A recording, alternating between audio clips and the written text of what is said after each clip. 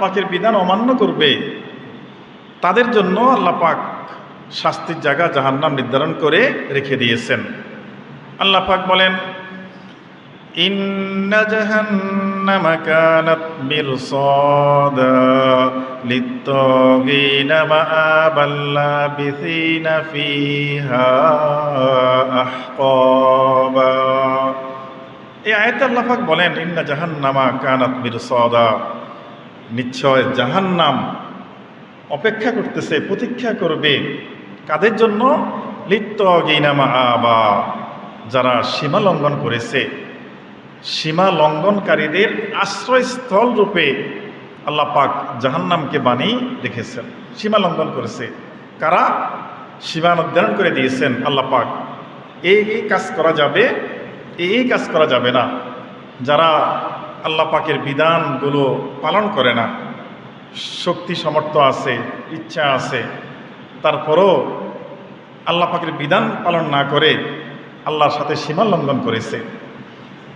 যারা আল্লাহ পাক যে সমস্ত বিষয় নিষেধ করে দিয়েছেন, শরীয়ত নিষিদ্ধ, বান্দা সেই কাজগুলো করে এই করার দ্বারাই সীমা লঙ্ঘন করে দিয়েছে, সীমা থেকে অতিক্রম করে ফেলছে, সীমা মানে না। এই মানুষগুলোর জন্য জাহান্নাম অপেক্ষা করতেছে। আল্লাহ বলতেছেন যে এই জাহান্নামের অনেক ভয়াবহতা।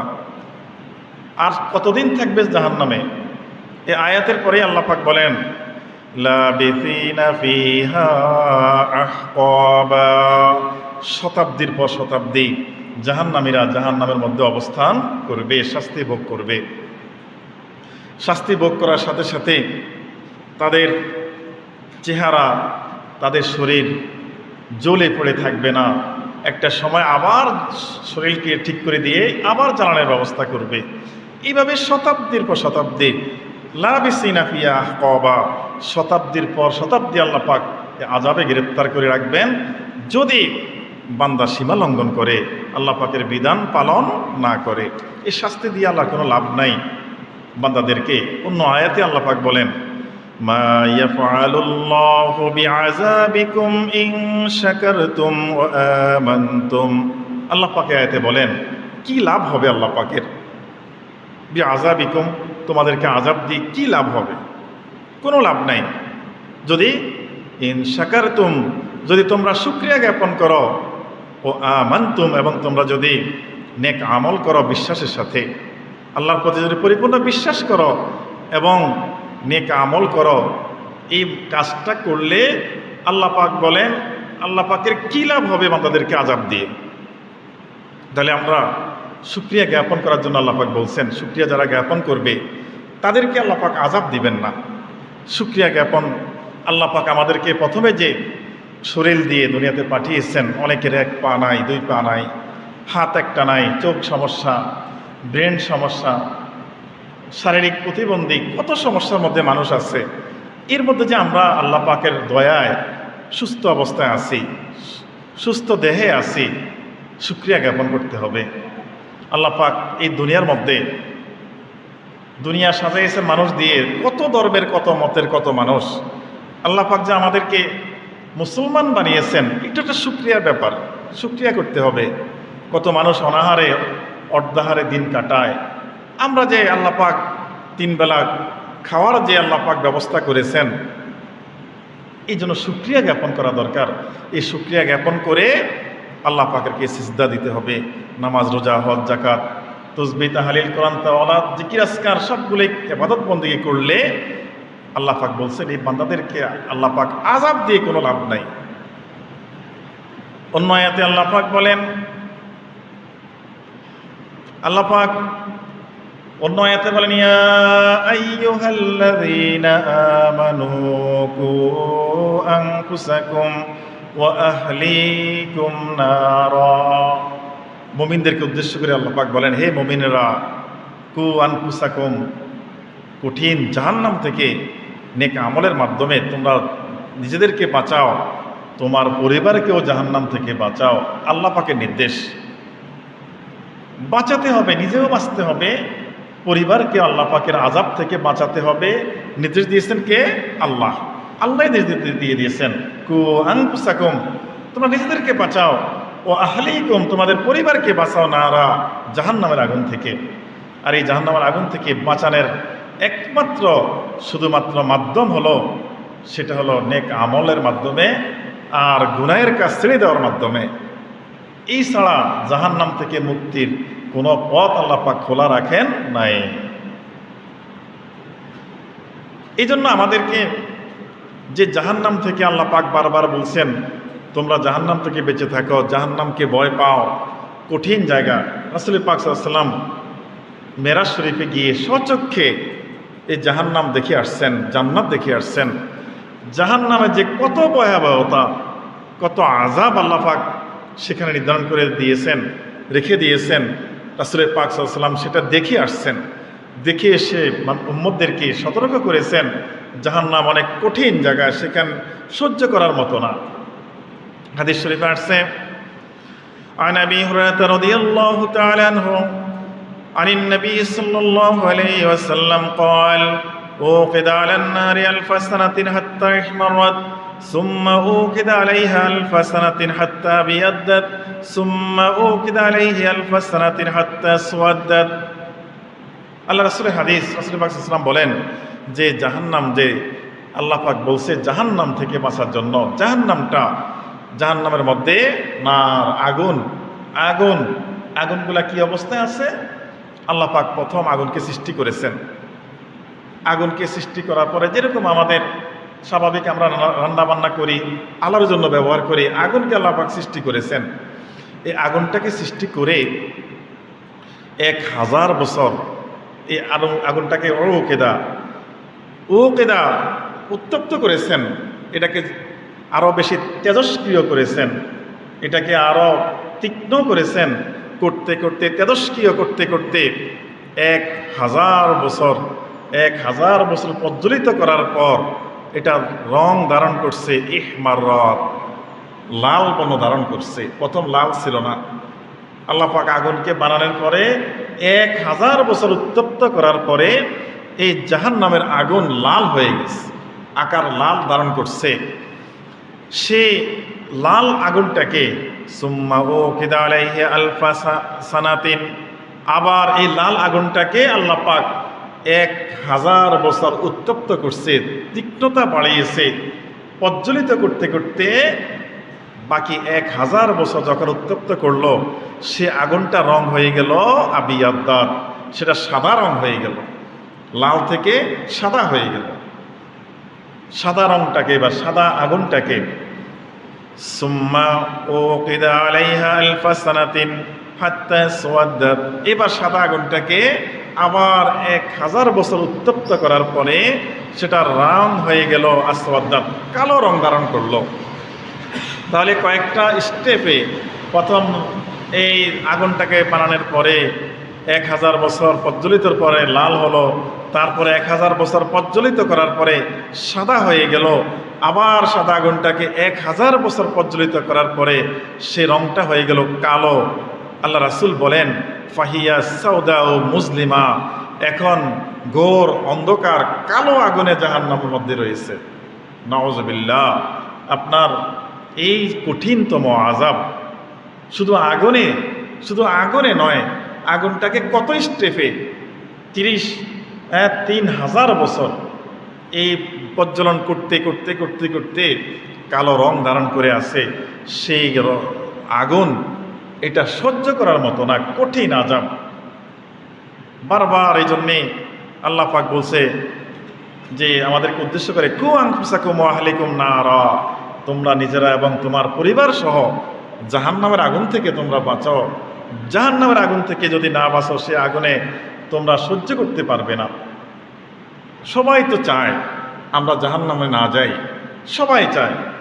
যে নামাজ পড়ে না সে জানে নামাজ না পড়লে জাহান্নামে জ্বলতে হবে, তারপরও নামাজ পড়ে না। এরপরে জাহান্নামও যাইতে চাইবে না, না জাহান্নাম আমি যাইতে চাই না, এই আযাব সহ্য করা যাবে না। কিন্তু নামাজটা পড়ে না কেন? যে পর্দা মানে না, সে জানে বেপর্দায় থাকলে জাহান্নামে জ্বলতে হবে, তারপরও সে পর্দা থাকতে চায় না। শয়তানের ওয়াসওয়াসায় পড়ে, সমাজের পেছে পড়ে, বন্ধু বান্ধবের ফালায় পড়ে মানুষ এভাবে বেনামাজি হয়ে যায়, তারপরে বেপর্দা হয়ে যায়, তারপরে বেরোজগারি হয়ে যায়, দিনের অনেক কাজ অমান্য করতে থাকে সে, কিন্তু সে জাহান্নামে যাইতে চায় না।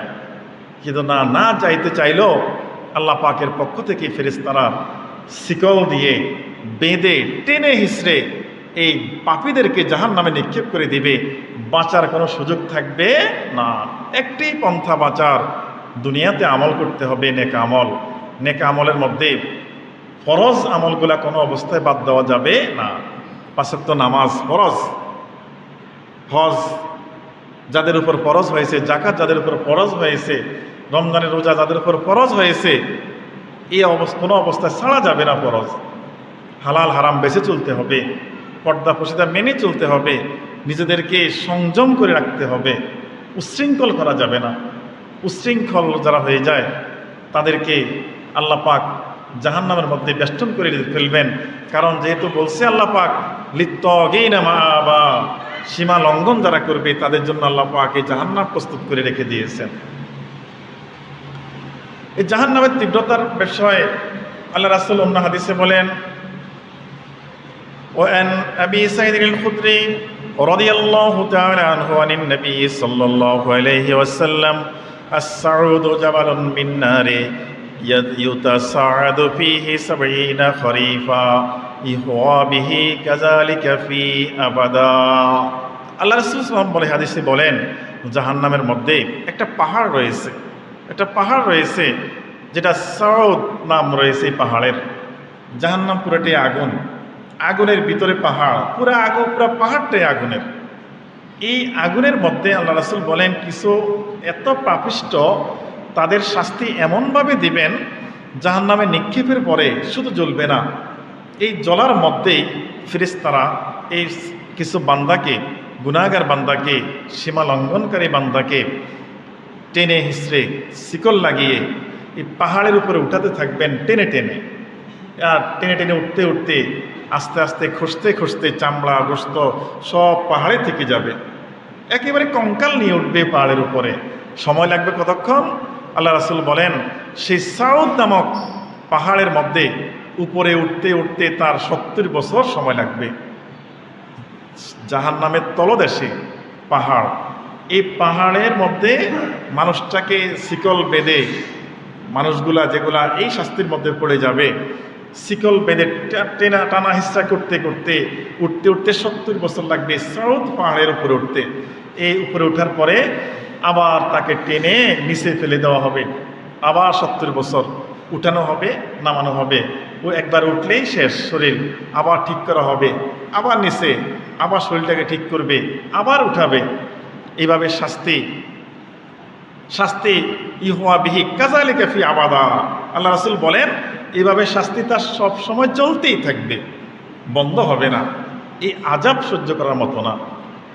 একমাত্র আযাব থেকে মুক্তির পথ শরীয়ত মতো চলা, ইসলামের হুকুমগুলো মেনে চলা। যেভাবে শরীয়ত আমাদেরকে চলতে বলছে সেভাবে যদি আমরা চলতে পারি, এই জাহান্নামে যাওয়া লাগবে না। আল্লাহ পাক শান্তির জায়গা জান্নাত রেখে দিয়েছেন।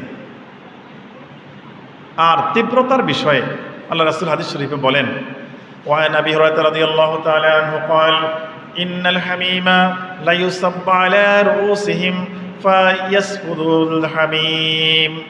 দুজকের মধ্যে যারা দুজকি হবে তাদের মাথার উপরে আপনার জাহান্নামের গলিত আপনার পানি জাতীয় তরল পদার্থ মাথার তালুর মধ্যে ঢেলে দেওয়া হবে। সব কিন্তু জাহান্নামের ভিতরে, এক তো আগুন, দ্বিতীয়ত তাদের মাথার মধ্যে একটা তরল পদার্থ ঢেলে দেওয়া হবে মাথার মধ্যে। দেওয়ার পরে হাত্তা ইয়াখলুসা ইলা জাওফিহি ফায়াসলুবু মা ফিহি জাওফি হাত্তা ইয়ামরুকা মিন কদামাইহি। এই মাথার তালুর মধ্যে এই তরলটা ছেড়ে দেওয়া হলে আগুনের মাথার তালু বেদ করে তালুর মধ্যে মগজ সহকারে গলা দিয়ে পেটের মধ্যে আসবে। এই পেটের মধ্য থেকে আগুন নিববে না, নাড়ি গুঁড়ে নিয়ে দুই পায়ের রগরেশা দিয়ে নিচে বের হয়ে পাও ফেটে এগুলো নিচে পড়ে যাবে। লোকটার অবস্থা কেমন হবে?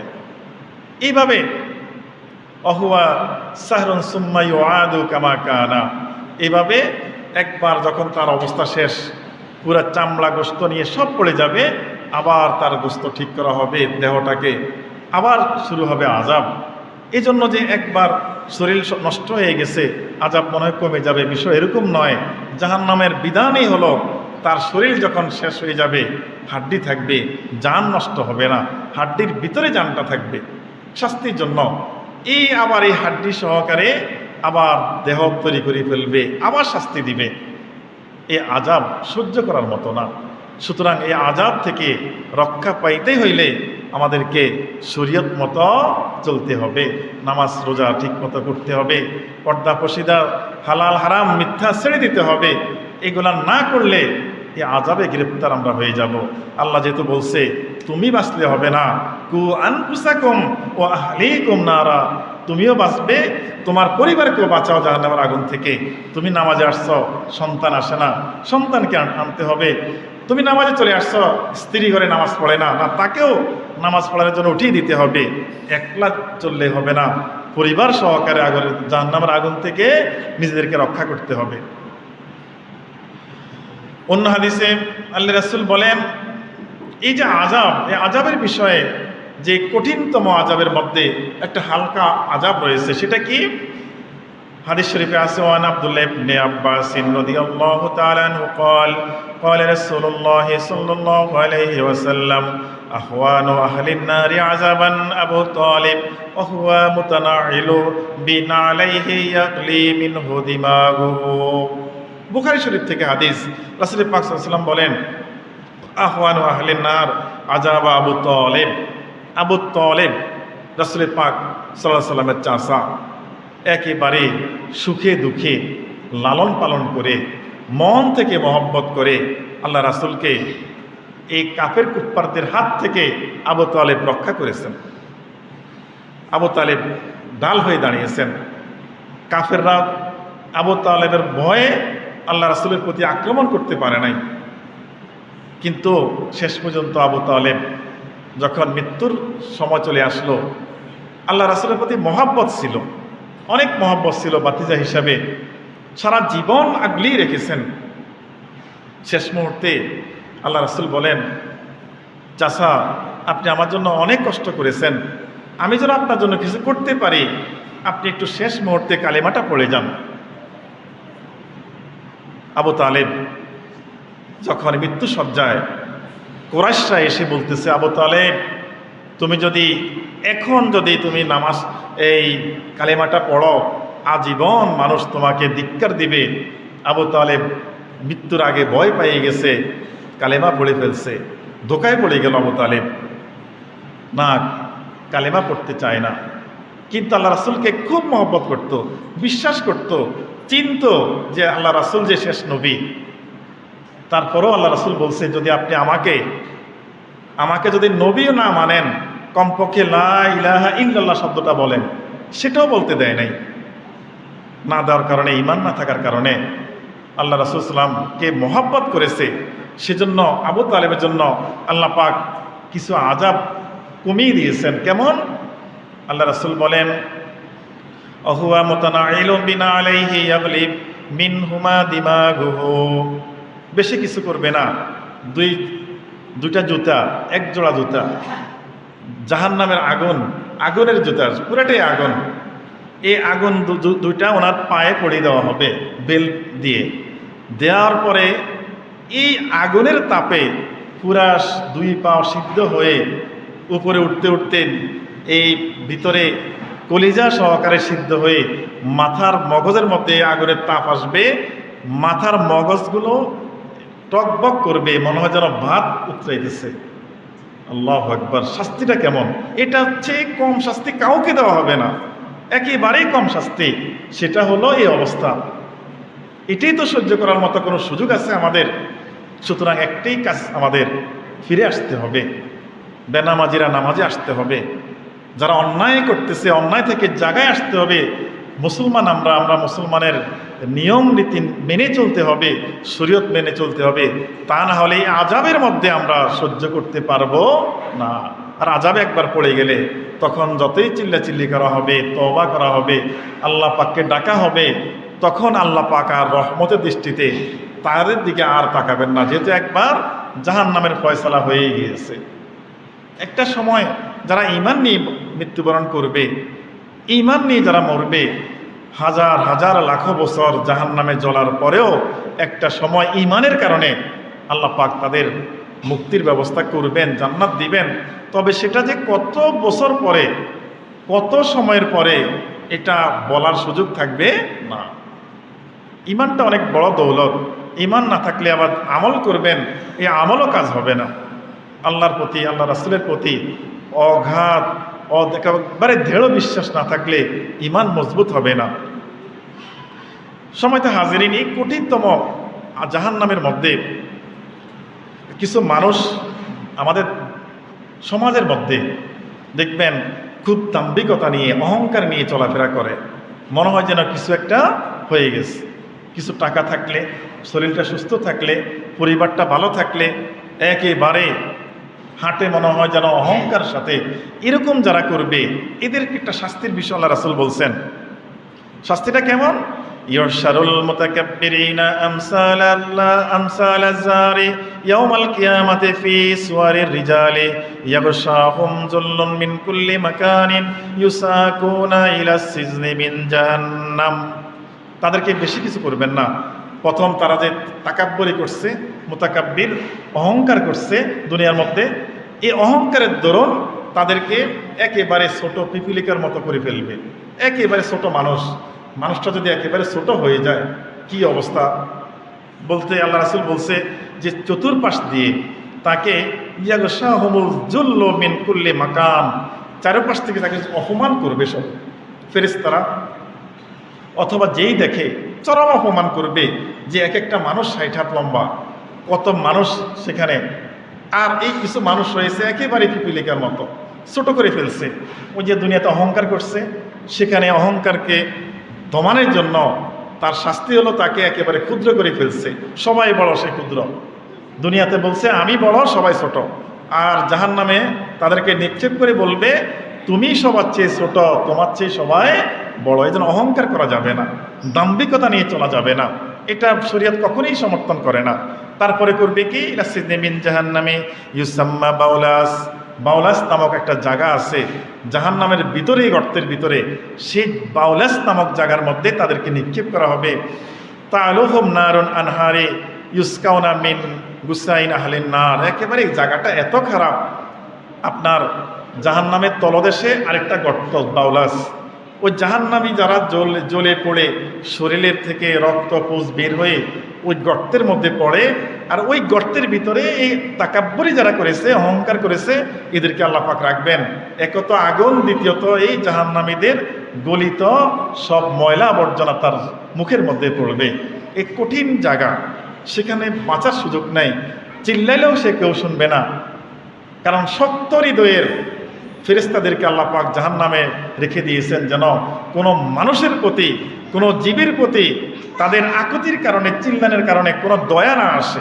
এত কঠিন হৃদয়, শিদাদুন গালিজ, কোরআন শরীফে শব্দ আসছে যে কঠিন হৃদয়ের ফেরেশতা জাহান্নামে আল্লাহ পাক নির্ধারণ করে দিয়েছেন। যতই বলবেন, যতই আমরা বলবো, কোনো কাজ হবে না। এই বাউলাস নামক জায়গার মধ্যে যারা তাকাব্বুরি করে তাদেরকে আল্লাহ পাক রাখবেন।